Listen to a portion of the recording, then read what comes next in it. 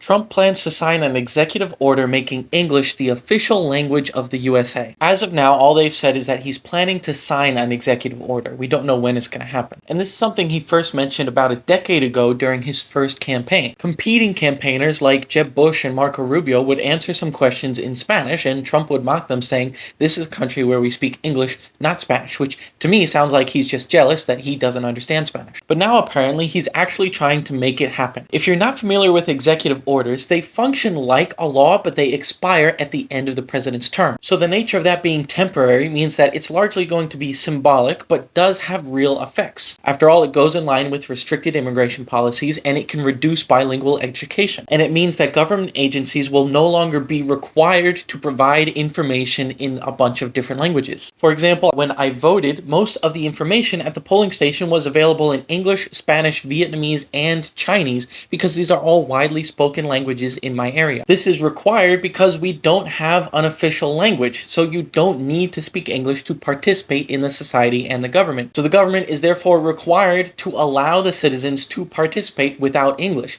This executive order would change that. So in some ways it might seem kind of harmless, like we already mostly speak English anyways. It's the de facto national language. This just makes it official. But at least a quarter of Americans don't even speak English at home or as their first language. So this would affect them. This country has never before had an official language, and people have been able to participate in society without English. But making English official would mean that that is the only language that has to be catered to. It also puts regions like Puerto Rico in a terrible position because they speak Spanish. They are largely monolingual in Spanish for the last few centuries. How executive orders and even certain laws apply to territories that aren't full states is really tricky, but this could also mean that any statehood movement which has been voted in favor of by Puerto Rico for about the last decade is now kind of dead in the water. Because you can't ask almost every Puerto Rican to just abandon the language that they speak on a daily basis. And Puerto Ricans especially would not agree to that anyway. People in favor of stuff like this would say that it's unifying and brings us together. And sure, there's a valid argument that it facilitates communication. Many people would argue the same thing to have the entire world speak one language. But you lose so many things that are core to your identity and the understanding of the world around you that are only expressible in your native language. The US is one of the only countries in the entire world that does not have an official language. We are famous and beautiful for our diversity,